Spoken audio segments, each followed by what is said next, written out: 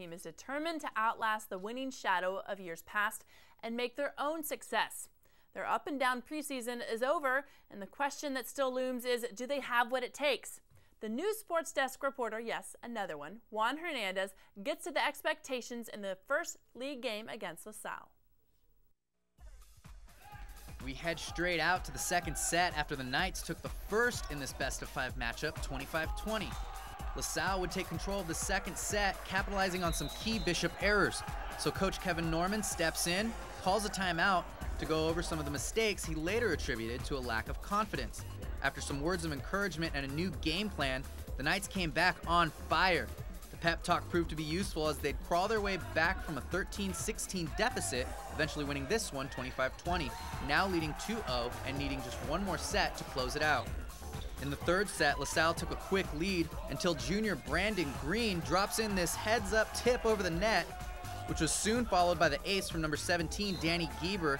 And of course, what would we do without some big plays from the big man himself, Chris Heppel? But unfortunately, the Knights can't close it out in 3, losing this one 25-22. That hangover would last into the fourth set, when after taking what looked like a commanding Knights lead, the Lancers would step up their defense, shutting down the black and gold attack with some more key blocks, and again, capitalizing on more unforced errors by Bishop Montgomery. The momentum was all in LaSalle's favor, making their drive from Pasadena well worth the while, after dropping those first 2 sets, then getting fired up and forcing a 5th. So now, with the match on the line and the LaSalle Lancers on a serious roll, the Bishop Montgomery Knights had their backs against the wall in a 5th and deciding set. The intensity was high and it was obvious right away that they weren't about to let this one slip away. The boys jumped out to a quick 5-1 lead on their home court with this little stuff at the net by Leon Legaspi.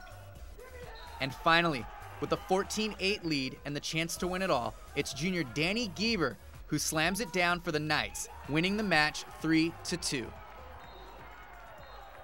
I was not necessarily surprised to see LaSalle come out with pretty good fire. They have a good coach, and their program's kind of been pretty strong in the past. They're usually the team that we have to watch out for in this league, and we're a little bit more inconsistent than we've been in the past. I do feel like that sometimes the confidence is an issue. I think it definitely was an issue when in preseason we played a couple tough teams. The Knights came into tonight's game after a month of tough preseason play, but now with their second league win, their confidence looks to be up in what seems to be a tough but exciting regular season. Reporting from the Sports Desk, I'm Juan Hernandez. Thanks out to Juan Hernandez. A quick look sees Bishop Montgomery winning 3-1 over LaSalle. They'll see them again this season, and it's sure going to be another tough match. Let's take a look at some overall records of all of the city's teams.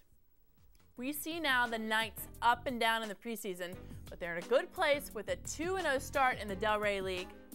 And the Sports Desk saw some major talent a few weeks ago in the West versus North game, and hopefully they'll get it going in league. And the Torrance teams in the Pioneer League have North on top at the moment. South is ranked in the coaches poll and will have to continue to play hard, especially after North beat them last week. The next match should be pretty sizzling between those two. And Torrance is missing some graduated talent this season for sure, with a 4-9 overall record. The Torrance Tartars are a long-standing leader of the boys Pioneer League tennis, and the South Spartans have some new players that are ready to spark the competition. Can the Spartans make the leap from the contender to top dog? Well, Michael French fills us in. It was the South Spartans taking on the Torrance Tartars in boys tennis. And here you see Nick Lynch with a powerful forehand, able to give him the advantage. Now his serve is overwhelming, and he overwhelms the Torrance Tartars' Jason Bonzel there. And Nick Lynch would be able to take care of business here. You see the nice little rally. Lynch able to handle Bonzel with a fair amount of ease. He wins 6-3. And he won all 3 of his matches, helping the Spartans. And now the freshman, Jake Lai, taking on Chris Wong again. Powerful serve. You see that from the dominant South Spartan singles team. Another serve here. Wong trying to keep up. He's not even in the picture. The forehand by Lai. And finally, the nice little chip shot able to outmaneuver Wong for that point. And to close it out, look at the athleticism by the freshman. He won against Chris Wong 6-2.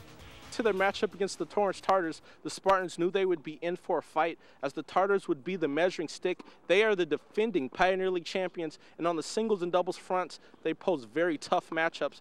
But Nick Lynch, Jake Lai, and Brandon Faith were able to take care of business. But how would Eric Wayne and Kosuke Maeda do against the tough Tartars doubles teams? Well, Michael, the answer to that is just fine. Here you see Eric Wayne with the powerful ace, Kosuke Maeda here, causing some frustration for the Torrance Tartars, and that wouldn't be it. Again, another good serve by Wang, and Maeda finishes off the point. They win 6-1. It's been nice having depth. Practice-wise, they're competing against each other, so it just gives us a little bit of an edge going into our matches. Or most teams in our league, at least, they don't have that level of depth. I don't think so far to have that type of practice, but they've been doing great so far this season. Well, my mindset's just to do my best and play to the best of my abilities and try to pull as many victories as I can. They've been focusing on our mentality, trying to stay calm and don't get out of proportion on the court, not throwing rackets or hitting the balls out of control, in which we've been doing a lot better on that, so that's good. I guess we got a real big gain in confidence, and we just knew what we were doing wrong, and then we weren't taking 1 point at a time, which was our key to our game for the second game. They look to have a good season ahead of them. South wins with a team total score of 16-2. The Tartars will have another chance at the Spartans in a few weeks. So good luck to both teams. Track is back in action. We've got an inside peek at a hot field athlete from North. Stick around because there's more to come.